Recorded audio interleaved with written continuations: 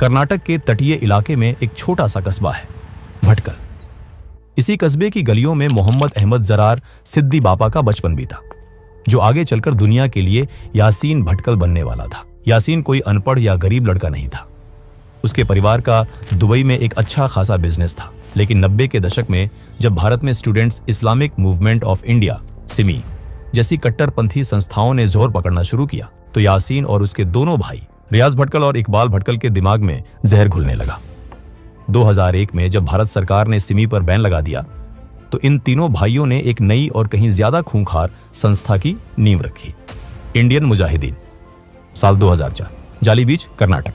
भटकल शहर के बाहरी इलाके में एक बड़ा कोस्टल मिला। यहाँ एक कैंप ऑर्गेनाइज किया गया। इसके पीछे थे रियाज और इकबाल भटकल। बाहर से देखने में ये एक समर कैंप लगता था।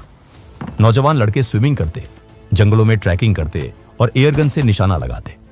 स्थानीय लोगों को कभी कभी छोटे धमाकों की आवाज आती, पर उन्हें लगता कि लड़के पटाखे फोड़ रहे हैं, लेकिन वहां भारत के खिलाफ ही साजिश बन रही थी। 2007 आते आते इंडियन मुजाहिदीन ने अपना खौफनाक चेहरा दुनिया के सामने रख दिया। ये ग्रुप सिमी का एक कट्टर और हिंसक हिस्सा था। उनका आईटी विंग मीडिया को एनक्रिप्टेड मैनिफेस्टो भेजता, बड़े हमलों की जिम्मेदारी लेता और देश में एक साइकोलॉजिकल खौफ पैदा करता। लेकिन इंडियन मुजाहिदीन सिर्फ एक स्वदेशी ग्रुप नहीं था। इंटेलिजेंस डोजर्स ने एक बड़े सिंडिकेट का पर्दाफाश किया, जिसे कराची प्रोजेक्ट कहा जाता है। पाकिस्तान की आईएसआई और लश्कर-ए-तैयबा ने एक ऐसी रणनीति बनाई जिसमें वो फंडिंग और ट्रेनिंग पाकिस्तान में देंगे, लेकिन हमले भारतीय चेहरों के जरिए करवाएंगे। इससे वो दुनिया के सामने खुद को बेगुनाह दिखा सकते थे। रियाज और इकबाल के पाकिस्तान जाने के बाद यासीन भारत में फील्ड कमांडर बन गया, लेकिन यासीन खुद भी पाकिस्तान गया था। दुबई के रास्ते जाली इमिग्रेशन स्टैंप्स के जरिए उसने बॉर्डर पार किया। पाकिस्तान में उसका 50 दिन का मिलिट्री ग्रेड ट्रेनिंग प्रोग्राम चला। पाकिस्तान आर्मी के 6 इंस्ट्रक्टर्स ने उसे सिखाया कि एक आम बम और मास कैजुअल्टी आईईडी में क्या फर्क होता है। यासीन भटकल ने बम बनाने, रिक्रूटमेंट करने और अवैध फंडिंग का पूरा इंफ्रास्ट्रक्चर अकेले कंट्रोल किया। 2008 में मुख्य बम मेकर आरिफ शेख के पकड़े जाने के बाद यासीन ने आईईडी बनाने का काम खुद अपने हाथ में ले लिया। शुरुआत में उसके सर्किट ढीले होते थे, लेकिन जल्द ही उसने अपने डिजाइन इतने परफेक्ट कर लिए कि वो फेल नहीं होते थे। Ammonium nitrate, RDX, ball bearings और सटीक डिजिटल टाइमर्स का खतरनाक कॉम्बिनेशन। वो उडुपी के इंडस्ट्रियल सोर्सेज से डेटोनेटर्स खरीदता था। इंडियन मुजाहिदीन का पहला मॉडल आजमगढ़ मॉडल था। पढ़े लिखे इंजीनियर, डॉक्टर और आईटी स्पेशलिस्ट्स। पर बातला हाउस एनकाउंटर के बाद ये नेटवर्क टूट गया, क्योंकि पढ़े लिखे युवाओं का डिजिटल फुटप्रिंट होता है, जिन्हें ट्रैक करना आसान होता है। यासीन ने अपनी रणनीति बदली। उसने दरभंगा मॉडल शुरू किया। बिहार और ग्रामीण महाराष्ट्र के अनपढ़ और गरीब युवा, इन लड़कों का कोई डिजिटल फुटप्रिंट नहीं था, इसलिए खुफिया एजेंसियां उन्हें ट्रैक नहीं कर पाती थी। इस सब को फंड करने के लिए इंटरनेशनल हवाला नेटवर्क और हाई क्वालिटी जाली नोटों को मार्केट में उतारा गया। दुबई से सीधे हवाला के जरिए ब्लैक मनी भारत आ रही थी। 2008 से 2013 तक भारत के कई शहर खून से लाल हुए। 26 जुलाई 2008, अहमदाबाद दानी लीमड़ा इलाके में यासीन और असदुल्लाह अख्तर उर्फ हड्डी ने एक सेफ हाउस किराए पर लिया। वहीं भारी मात्रा में विस्फोटक बनाए गए। अस्पताल और सिविलियन टारगेट्स पर 21 लगातार धमाके किए गए। 56 मौतें और 200 से ज्यादा लोग घायल हुए। 13 फरवरी 2010, पुणे, जर्मन बेकरी, ओशो आश्रम के पास, जहां विदेशी टूरिस्ट्स आते थे। सीसीटीवी कैमरे में एक शख्स एक बैग छोड़ते हुए रिकॉर्ड हुआ। वो यासीन भटकल था। इस ब्लास्ट में 18 लोग मारे गए, जिनमें इटली, सूडान और ईरान के विदेशी नागरिक शामिल थे। 13 जुलाई 2011, मुंबई ट्रिपल ब्लास्ट, जवेरी बाजार, ओपेरा हाउस और दादर, तीनों जगह धमाके हुए। 26 मौतें हुईं और 130 से ज्यादा लोग जिंदगी भर के लिए अपाहिज हो गए। और फिर आया इंडियन मुजाहिदीन का सबसे खतरनाक हमला। 21 फरवरी 2013, हैदराबाद।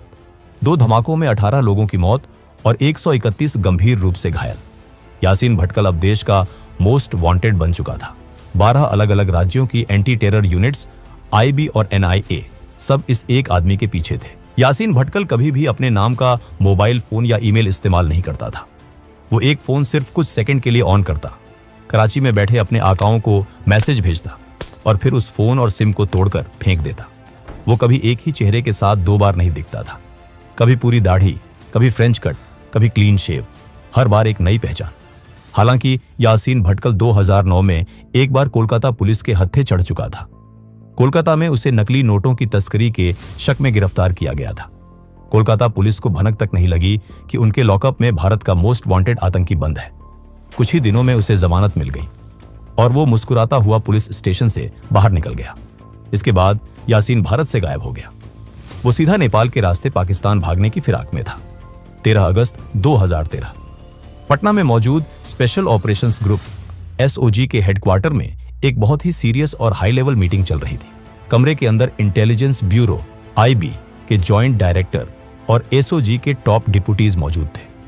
सबका फोकस सिर्फ एक ही चीज पर था, यासीन के न्यूक्लियर बॉम्ब वाले इंटरसेप्टेड मैसेज का क्या मतलब है। क्या वाकई इंडियन मुजाहिदीन भारत में कुछ बड़ा करने वाला है? तभी एसओजी के टीम लीडर का एनक्रिप्टेड फोन वाइब्रेट होता है। स्क्रीन पर एक अनजान नंबर था। ये कॉल नेपाल में बैठे उनके एक इन्फॉर्मर का था। सर, जो फोटोग्राफ आईबी ने पिछले साल भेजी थी, वैसा ही एक शख्स नेपाल के पोखरा में दिखा है। पूरी बात बताओ, तुम श्योर हो? वो अपना हुलिया गिरगिट की तरह बदलता है। सर, फोटो में उसके लंबे बाल और दाढ़ी हैं, लेकिन जो आदमी मैंने देखा है वो क्लीन शेव है। उसके बाल एकदम छोटे हैं, लेकिन सर उसकी आंखें बिल्कुल उसी शख्स से मिलती हैं। वो सस्पेक्ट पोखरा में डॉक्टर यूसुफ नाम से एक यूनानी डॉक्टर बनकर रह रहा है। ये सुनते ही एसओजी टीम अलर्ट हो गई। यूनानी डॉक्टर यूसुफ, ये वो फेक आइडेंटिटी थी जिसका इस्तेमाल यासीन ने बिहार के दरभंगा में अपना आतंकी नेटवर्क खड़ा करने के लिए किया था। टीम लीडर तुरंत मीटिंग रूम में वापस आए और आईबी के जॉइंट डायरेक्टर को यह खबर दी। अब वक्त था दिल्ली हेडक्वार्टर से परमिशन लेने का। जॉइंट डायरेक्टर ने हॉटलाइन पर दिल्ली के DIB, director of intelligence bureau को फोन मिलाया। सर, हमारे पास एक कंफर्म लीड है। यासीन नेपाल के पोखरा में छिपा है। हमें तुरंत एक टीम नेपाल भेजनी होगी। लेकिन हमारी रिपोर्ट्स के मुताबिक यासीन इस वक्त नेपाल या भारत में है ही नहीं। वो कराची में अपने भाइयों के साथ ऐश कर रहा है। दिल्ली के बड़े अफसर किसी भी हालत में नेपाल में कोई अंडर कवर ऑपरेशन करने की परमिशन नहीं देना चाहते थे। इसका कारण साफ था, अगर ये ऑपरेशन फेल हुआ या उन्होंने किसी गलत आदमी को उठा लिया तो इंटरनेशनल लेवल पर भारत और नेपाल के बीच भारी डिप्लोमेटिक बवाल मच सकता था। दिल्ली से ना सुनने के बाद मीटिंग रूम में सन्नाटा छा गया। लगा जैसे भारत एक बार फिर अपने सबसे बड़े दुश्मन को अपने हाथ से जाने देगा। लेकिन एसओजी लीडर हार मानने वालों में से नहीं थे। मीटिंग के बाद वो सीधे जॉइंट डायरेक्टर के केबिन में गए। सर, ये चांस हम मिस नहीं कर सकते। मेरा सोर्स पुख्ता है। अगर आज हमने उसे छोड़ दिया तो कल और बम फटेंगे और खून हमारे हाथों पर होगा। जॉइंट डायरेक्टर ने कुछ देर सोचा। एक तरफ दिल्ली का ऑर्डर था और दूसरी तरफ देश की सुरक्षा। आखिरकार उन्होंने एक ऐसा फैसला लिया जो उनकी पूरी नौकरी दांव पर लगा सकता था। ठीक है, हम अनऑफिशियल तरीके से जाएंगे। तुम सबको अपना रूप बदलना होगा। कोई सरकारी आईडी नहीं, कोई वेपन नहीं, कोई पुलिस कार्ड नहीं। तुम टूरिस्ट बनकर नेपाल जाओगे। अगर तुम वहां पकड़े गए तो नेपाल की जेल में सड़ोगे। एसओजी लीडर ने 5 लोगों की एक बेहद चुनिंदा अंडरकवर टीम बनाई। लेकिन ऑपरेशन शुरू करने से पहले ही एक बड़ी दीवार सामने खड़ी हो गई। पैसा। क्योंकि ये एक अनऑफिशियल ऑपरेशन था, इसलिए सरकार की तरफ से कोई सीक्रेट फंड सैंक्शन नहीं हुआ था। सरकारी पैसा आने में हफ्तों लग जाते, तो एसओजी टीम लीडर ने अपनी जेब से पैसे लगाए। उन्होंने अपने एक करीबी दोस्त से 40,000 रुपए उधार लिए। इन्हीं उधार के पैसों से नेपाल के इंटरनेशनल रोमिंग वाले सिम कार्ड्स खरीदे गए, गाड़ियां बुक की गई और इन्फॉर्मर को देने के लिए लॉजिस्टिक्स का खर्चा निकाला गया। 20 अगस्त 2013 दोपहर के 2 बजे टीम बिहार के मोतिहारी पहुंचती है। यहां ईस्ट चंपारण के ढाकड़ एसपी विनय कुमार उनके साथ जुड़ते हैं। विनय कुमार का नेपाल पुलिस और वहां के लोकल नेटवर्क में जबरदस्त होल्ड था। वीरगंज बॉर्डर पार करके ये टीम करीबन 280 किलोमीटर का सफर तय करके पोखरा पहुंचती है। उन्होंने पोखरा के माउंट व्यू होटल में चेक इन किया। उनका हुलिया पूरी तरह बदल चुका था। बर्म्यूडा शॉर्ट्स, चटक रंग की टी शर्ट और गले में कैमरास लटकाए भारत के टॉप इंटेलिजेंस ऑफिसर्स अब नेपाल घूमने आए टूरिस्ट्स बन चुके थे। अगले दिन टीम को पोखरा में अपनी पहली बड़ी लोकल लीड मिलती है। बाल बहादुर थापा उर्फ ए.के. अब्दुल्ला। बाल बहादुर थापा का इतिहास भी कम दिलचस्प नहीं था। वो कभी इंडियन आर्मी का एक आम सैनिक हुआ करता था, लेकिन कुछ साल पहले उसने अचानक नौकरी छोड़ दी, इस्लाम कबूल किया और नेपाल जाकर बस गया। अब उसका काम था नेपाल में घुसपैठ करने वाले संदिग्ध जिहादियों को छुपने की जगह मुहैया कराना, उन्हें मस्जिदों में पनाह दिलाना और उनका लॉजिस्टिक्स सपोर्ट संभालना। इन्फॉर्मर ने एसओजी टीम को बताया कि ये अब्दुल्ला ही डॉक्टर यूसुफ यानी कि यासीन भटकल का मुख्य केयरटेकर है। जब यासीन पोखरा आया था तो उसने खुद को एक मजलूम मुसलमान बताया था जो इस्लाम की राह पर कुछ बड़ा करना चाहता था। अब्दुल्ला ने उसे पनाह दी थी। 22 अगस्त 2013 टीम ने एक खतरनाक प्लान बनाया। इन्फॉर्मर को बोला गया कि वो अब्दुल्ला से कांटेक्ट करे और उसे नमाज पढ़ने के लिए कहीं लेकर जाए। टीम को देखना था कि अब्दुल्ला इन्फॉर्मर को कहां लेकर जाता है। इन्फॉर्मर ने फिर अब्दुल्ला से कांटेक्ट किया और कहा कि उसे नमाज पढ़ने के लिए किसी अच्छी जगह ले जाए।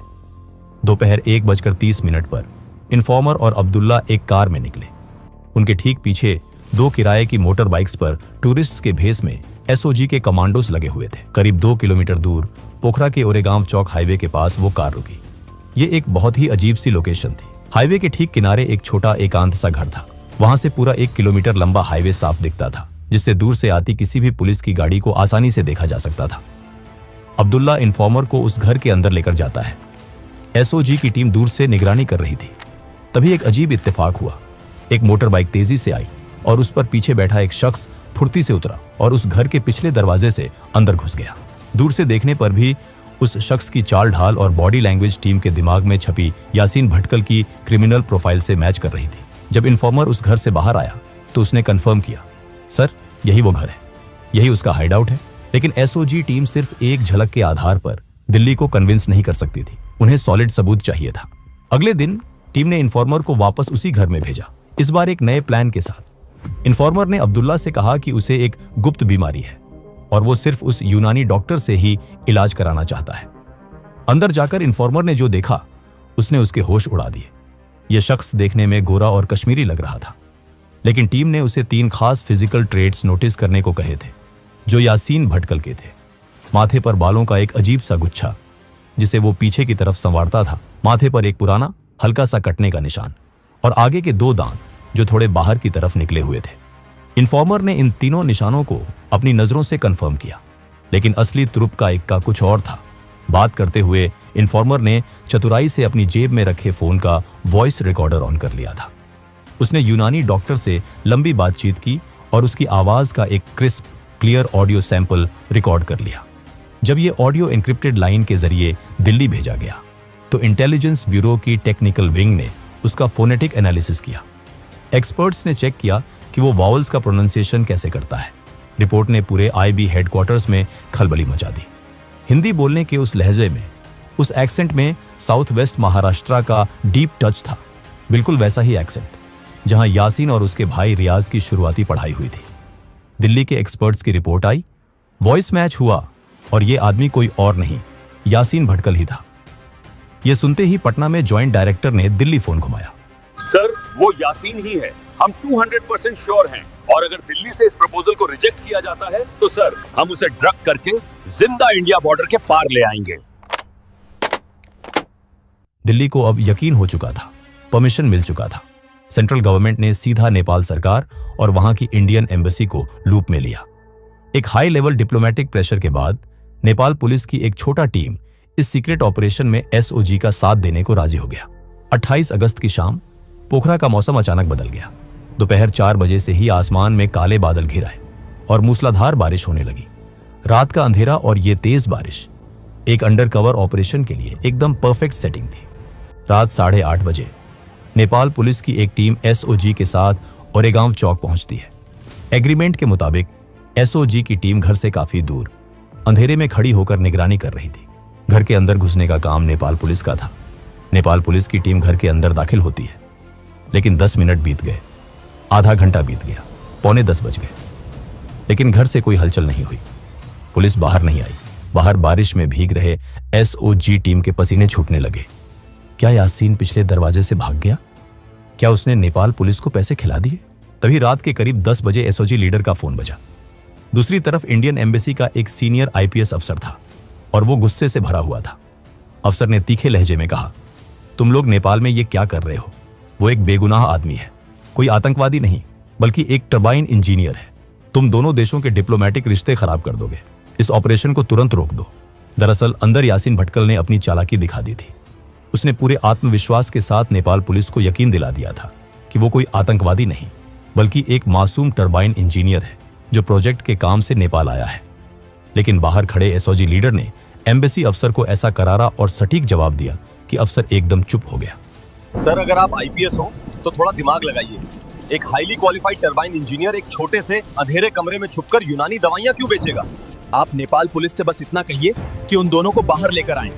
अगर हम गलत हुए तो हम उन्हें इज्जत से छोड़ देंगे। थोड़ी देर बाद एम्बेसी का अफसर शांत पड़ा और उसने नेपाल पुलिस को आगे बढ़ने का आदेश दे दिया। रात 10:10 पर नेपाल पुलिस 2 संदिग्धों को बाहर लेकर आई। थोड़ी सख्ती और पूछताछ के बाद उस शख्स का आत्मविश्वास टूट गया और उसने अपना जुर्म कबूल कर लिया। हाँ, मैं ही यासीन भटकल हूं। उसके साथ जो दूसरा आदमी था वो भी कोई साधारण व्यक्ति नहीं था। वो असदुल्ला अख्तर उर्फ हड्डी था, एक खतरनाक सुसाइड और अल कायदा का ऑपरेटिव, जिस पर भारत में 10 लाख रुपए का इनाम था। पुणे, वाराणसी और मुंबई के जवेरी बाजार धमाकों में वो यासीन का सबसे भरोसेमंद साथी था। यह भारत के लिए किसी डबल जैकपॉट से कम नहीं था।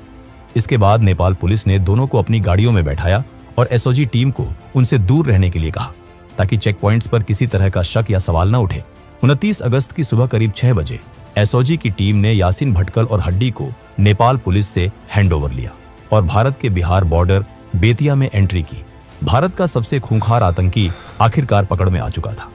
एक ऐसा मास्टरमाइंड जो कभी फोन का इस्तेमाल नहीं करता था, हर दूसरे दिन अपना ठिकाना बदल देता था और जिसने सालों तक भारतीय इंटेलिजेंस एजेंसियों को चकमा दिया।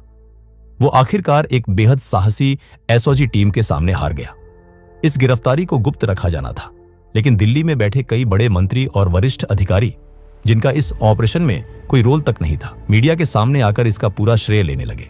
और जिन असली हीरोज ने, उस 5 लोगों की एसओजी टीम ने अपनी जान जोखिम में डाली, अपनी जेब से खर्च किया, उन्हें क्या मिला? टीम लीडर को सिर्फ एक कमेंडेशन लेटर मिला और पूरी टीम को कुल 1 लाख रुपए का इनाम दिया गया। भारत के इतिहास के सबसे बड़े आतंकवादी को पकड़ने के बावजूद उन्हें किसी भी वीरता पुरस्कार के योग्य नहीं समझा गया। यह सिस्टम की एक कड़वी सच्चाई थी। आज यासीन भटकल दिल्ली की तिहाड़ जेल के सेल नंबर 2 की कालकोठरी में अपनी सजा काट रहा है। उसकी गिरफ्तारी के बाद इंडियन मुजाहिदीन के दोनों धड़े लगभग पूरी तरह खत्म हो चुके हैं। भारत में उस स्तर के सीरियल ब्लास्ट का खौफनाक दौर काफी हद तक समाप्त हो गया है। लेकिन यासीन के दोनों भाई रियाज और इकबाल आज भी पाकिस्तान के कराची में मौजूद बताए जाते हैं और भारत के खिलाफ नई साजिशें रचने की कोशिशों में लगे हैं। आपको भारत का यह सबसे खतरनाक अंडरकवर ऑपरेशन कैसा लगा? क्या अपनी जान जोखिम में डालने वाली एसओजी टीम को उनका सही सम्मान और पुरस्कार मिलना चाहिए था? अपनी राय कमेंट सेक्शन में जरूर शेयर करें। अगर आपको यह वीडियो पसंद आया हो तो इसे लाइक करें, शेयर करें और चैनल को सब्सक्राइब करें, ताकि हम ऐसी और कहानियां आप तक लाते रहें। तब तक के लिए जय हिंद, जय भारत।